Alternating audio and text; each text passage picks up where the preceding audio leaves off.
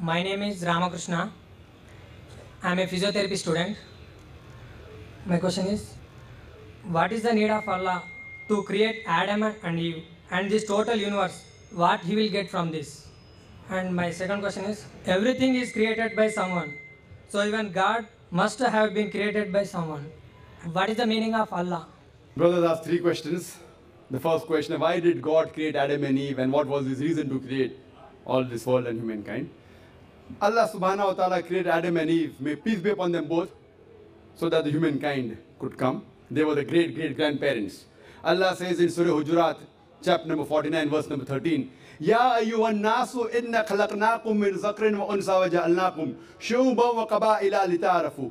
Inna akramakum indallahi atqakum. Inna Allah alimun khabir. O humankind, we have created you from a single pair of male and female and have divided you into nations and tribes so that you may recognize each other, not that you may despise each other. And the most honored in the sight of Almighty God is the person who has taqwa. The criteria to judge any human being, it is not wealth, it's not color, it's not caste, it's not creed, it is taqwa, it is God consciousness, it is righteousness, it is piety. So Adam and Eve, peace be upon them both, they were our great-great-grandparents, of yours also and of mine also, all humankind. Therefore I call you a brother. We are brothers in humanity. Allah says, Ya ayyuhan nas, O humankind. And Allah says in Surah Isra chapter number 17, verse number 70, وَلَقَدْ كَرَّمْنَا بَنِي آدَمَ.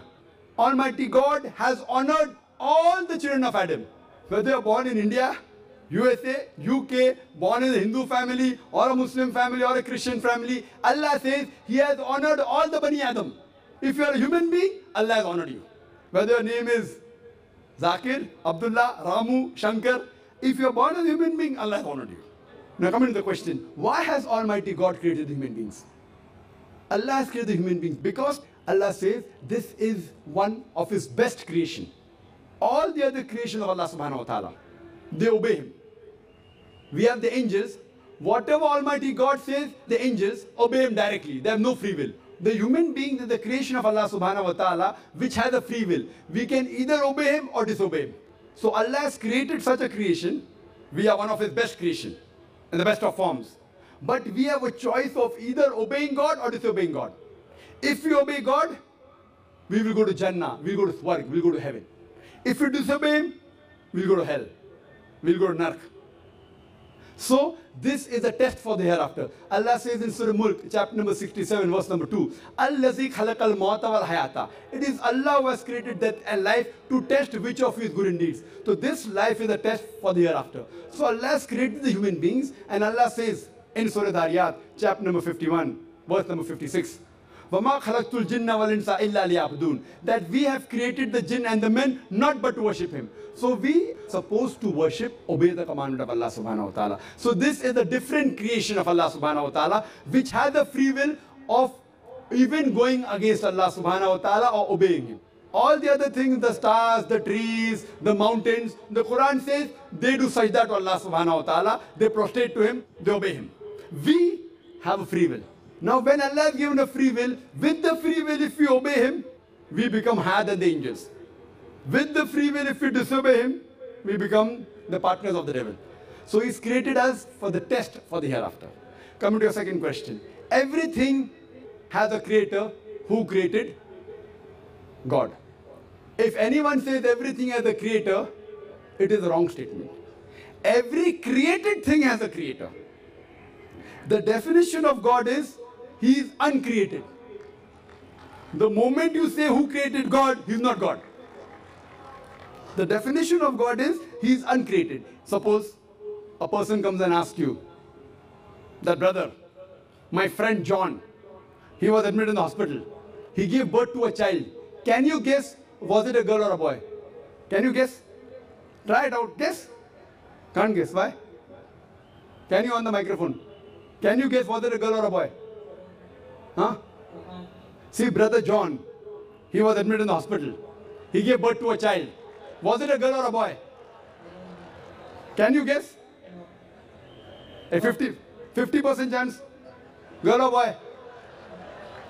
People are laughing. Why? Can you guess?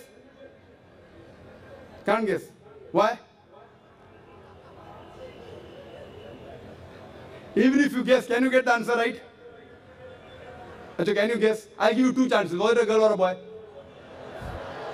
Try now. Girl. Girl. Brother, can a man give birth to a child? Ah, there you made a mistake. Same way you made a mistake by asking who created God. A man cannot give birth to a child. So where's the question of it being girl or a boy? See, now you understood. Ah, now that's good, brother. So it was a man cannot give birth to a child. So where's the question of a girl or a boy? So when you're asking who created God, God by definition, Allah by definition is uncreated. The moment you say who created Allah, He's not Allah. وَلَمْ يَقُلْ لَهُ كُفُوًا أَحَدٌ. There's nothing like Him.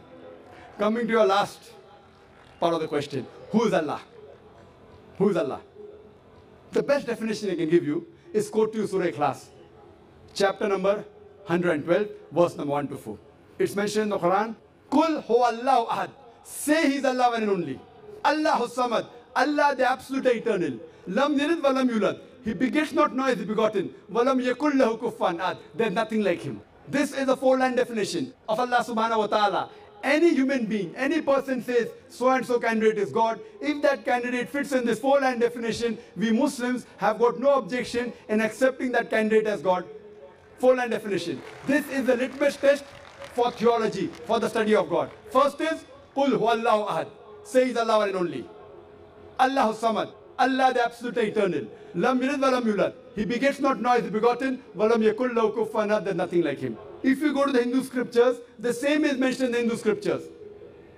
Qul huwallahu ahad is mentioned if you read Chandogya Upanishad, chapter number 6, section number 2, verse number 1. Ekkam evidityam. God is only one without a second. Second test. Allahu samad. Allah the absolute eternal. Bhagavad Gita chapter number 10, verse number 3 says, I am known as the Lord of all the worlds, the unbegotten, the beginningless. Third test, Lam yalid wa lam yulad. He begets not nor is he begotten. It's mentioned in the Shvetasvatara Upanishad, chapter number 6, verse number 9. Nachasya kasij, janita na chadipa. Of Him there are no lords. He has got no parents. Almighty God has got no father. He has got no mother. And Walam yakun lahu kufuwan ahad. There's nothing like Him is mentioned in Shvetasvatara Upanishad, chapter number 4, verse number 19, and Yajurved, chapter number 32, verse number 3, where it says, Na tasya pratima asti. Of that God, there is no pratima, there is no idol, there is no image, there is no photograph, there is no sculpture. Who says that? Yajurved, chapter number 32, verse number 3. Same as Walam yakul lahu kufuwan ahad. So any person saying so and so candidate is God, if that candidate fits in this four-line definition, we Muslims have got no objection in accepting that candidate as God. For example, some people say Bhagwan Rajneesh is Almighty God. Once during question answer time, a Hindu told me, we don't believe Bhagwan Rajneesh to be God. I have never said that the Hindus believe Bhagwan Rajneesh is God. I said some people believe Bhagwan Rajneesh to be God. Let us put this Rajneesh to test. First test is Qul huwallahu ahad. Say He's Allah one and only. Was Rajneesh one and only? Was he the only man who claimed divinity? There are hundreds of them. And in this country, we have thousands of men who have claimed divinity. He's not the only one. But Rajneesh Bhakti say, no, he's unique. Let's go to the next test. Allahu samad. Allah the absolute eternal. Was Rajneesh absolute eternal? We know from his biography, from his autobiography, he was suffering from asthma, from diabetes, from chronic backache. Imagine Almighty God suffering from asthma, diabetes, chronic backache. Third test, Lam yalid wa lam yulad. He begets not nor is begotten. Bhagwan Rajneesh was born in Madhya Pradesh. He had a father and mother. In 1981, he goes to America, USA, and he takes thousands of Americans for a ride.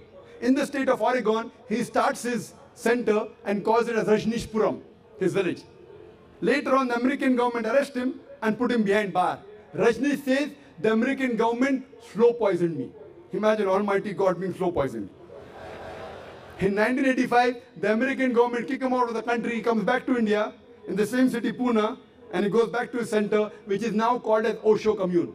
And if you go to the Samadhi of Rajneesh, it is mentioned there on the Samadhi, Bhagwan Rajneesh, Osho, never born, never died, but visited the earth from the 11th of December 1931 to the 19th of January 1990. Never born, never died, but visited the earth from the 11th of December 1931 to the 19th of January 1990. They forgot to mention in Samadhi, he was not given visas to 21 countries of the world. Almighty God coming in this world to visit the world and requires visas to go to different countries. And the Archbishop of Greece said, if you don't remove Rajneesh out of this country, we'll burn his house and the house of his disciples. And the last test, Walam yakul lahu kufuwan ahad, is so stringent that no one besides the true Almighty God can pass. The moment you can compare God to anything, he is not God. Walam yakul lahu kufuwan ahad. We know Rajneesh, like the human beings, had a beard, one nose, two eyes, 2 ears, 2 hands. The moment you can compare God to anything in this world, he is not God. Walam yakul lahu kufuwan ahad. If someone says Almighty God is 1,000 times stronger than Arnold Schwarzenegger. May I have heard the name of Arnold Schwarzenegger? Have you heard Arnold Schwarzenegger? The person who got the title Mr. World, Mr. Universe.